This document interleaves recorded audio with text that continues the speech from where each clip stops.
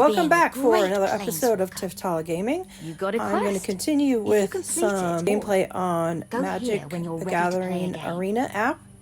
I have been learning to play TCGs this past year, so if you've never played them or you're learning like me, I'm hoping that you will learn some strategy from watching these videos. Currently, I am playing an Izzet Lessons deck because that is the deck that just took down the World Championships in Standard, and I have not played an Izzet deck before. Messed around with it a little bit, but not something I really like climbed the ladder with. And so I definitely wanted to use that framework as something to learn and build with. And in the beginning, I just did the best I can with the cards that I own, which was actually most of them, especially like the talents. If you've been playing this for even a year or two, like I have, you're probably going to have 4 copies of Storm Chaser's talent.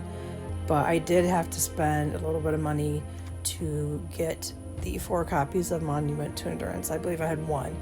But that's kind of the crux of the game. That's when that gets moving, that's how we get points off the board from your opponent without attacking them. And there are very few cute creatures in this. I have 2 copies of Quantum Riddler. I believe the player who won, I think he had 1 copy. I played around with 2 copies. I think that works too. But I just played a mirror match, and that I didn't get as good of draws as I wanted, and I was playing on the draw. So it's not that the hand was bad. I just didn't get as lucky as the other person. But I also thought, hey, it's a good chance to maybe look at what I've exactly do have in here, and are there some places to maybe change it up a little bit. One of these is the Elusive Otter card. It's a one mana blue, 1/1 with prowess, but you also can play the adventure on it, which is distribute some 1/1 counters. If you happen to have it in your deck and you happen to have created a land token from your monuments so that you can cast a green spell, that could be just something at the end of the game, closing it out. I need to get the characters. My chances are that at end of the game, you're going to have a Grand and some otters on the board. If you need to just get them up there to close it out, I thought I would give that a try. And then also throwing in some way to gain life. And this Tough Cookie card, which is a 2/2 creature, does allow you to turn an artifact into a creature for a cost of 3, or you can sacrifice it and gain 3 life. So I thought just something else to have in there that is another strategy, another tactic in your game. And the Sunspike Lynx this has on it that players can't gain life. And so generally in this deck, we are not gaining life, right? We're just taking life away. But in some, especially the White Angel decks, right, man, you can still win these games when they get going. It's just going to take a lot longer. So I thought that might be something to try out as well. So, and right now I've got 61 cards in here. I have 25 lands. So that's where that's coming from. And in terms of, is it math, right? The probability of you only really want to include the cards in there that you want to get, and your probability of getting the card that you want to get is increased by having lower amounts of cards.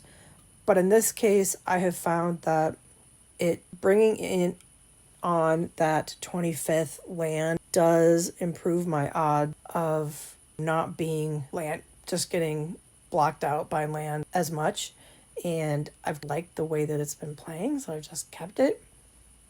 You could make the argument, keep your 25 lands in, I guess, and get rid of a different creature card. But I feel like this falls right in the middle then, right? It's not all one way. Maybe I don't need the full probability of a 25th land, but it gets me a little bit something.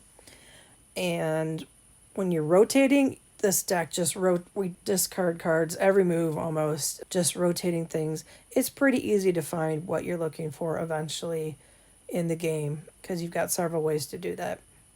All right, so let's get going on a standard ranked play.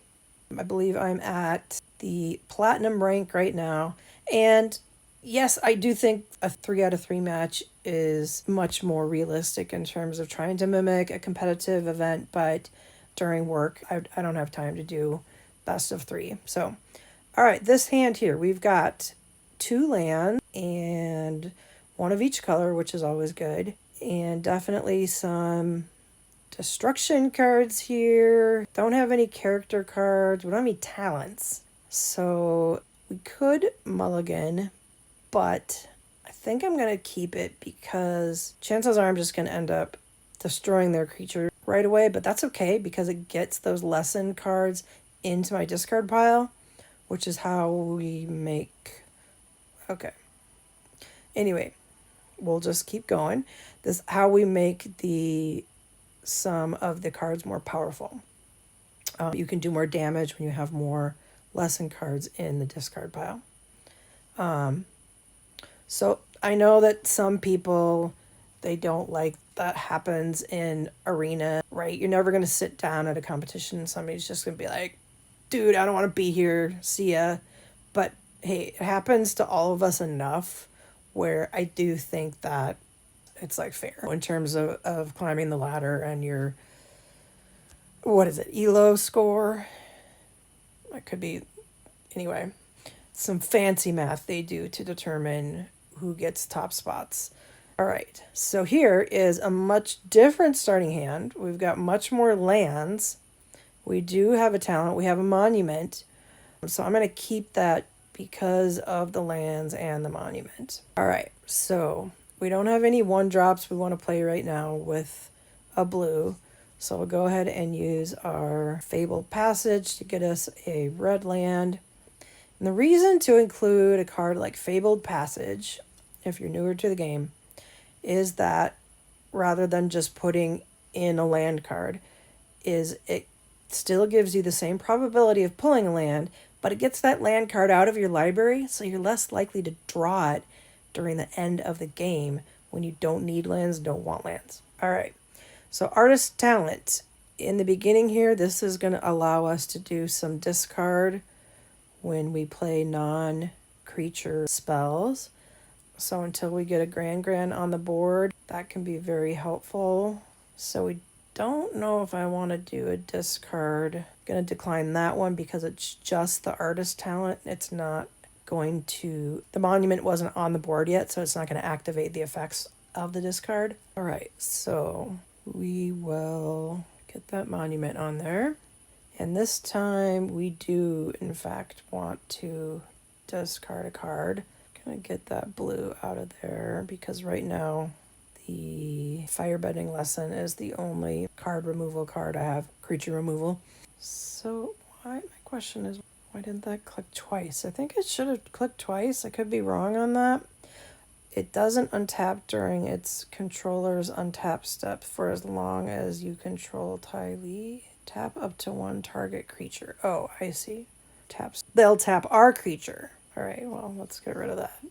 Regardless, you were going in the discard pile. Do I want to discard? I do, because that's what triggers the... Oh, I see. This is the same turn. That's fine. We need to draw a card.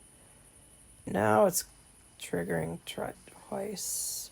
I'm pretty sure that should have come up before, but we got the 6 points off from our opponent that turn. All right, so let's go ahead and play the Storm Chaser's Talent. And we need more mana. 1, 2, we only have 4. We're going to need 5. I guess I'll discard the green. Although I can't bring that back, but I think that's okay. I feel like we're getting off to a good start, so I'm not sure that I'm going to need to be too concerned about adding 3 life to my total to make it to the end of the game here. So right now, I want to keep that on the discard. I don't want that to go to level 2 right now. All right, we've got nothing else to do. I did not see what the player said, but I'm just going to say hello. I don't know. I'd like to say they said something nice, but I didn't see it. All right, so let's go ahead and we'll boomerang back our own talent there so we can get another otter on the board. I'm going to get rid of this regular red land here. Put our Grand on the board. I don't think they're going to destroy the talent. But I guess they did get rid of the Storm Chasers. So in this case, I can discard a card, but I'm going to decline because it's not going to trigger the point. You can only do that once per turn. All right. I figured something like that was going to happen. But like I said, I still have that. They got themselves down to 0. Whatever. I would have won next turn by playing another non-creature spell and triggering the monument. So with this deck, when you get some monuments early in the game, it can be pretty quick. And once that gets going, it's pretty hard for your opponent to have enough artifact removal to really stop you. So obviously, that's one of the appealing things of this deck. That's why I was able to win. But it has definitely been fun for me to learn this deck and learn some new cards and just be more aware of it. Really, card sequence, how you play things really matters with this deck.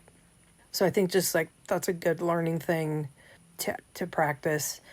And hopefully we'll see. We've only got a little bit of time left in the month. And we've got a major holiday coming up. So will I be able to climb as high as I want to?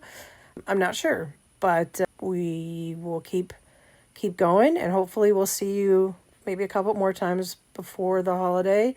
If not, hope you have a great time. And please like and subscribe.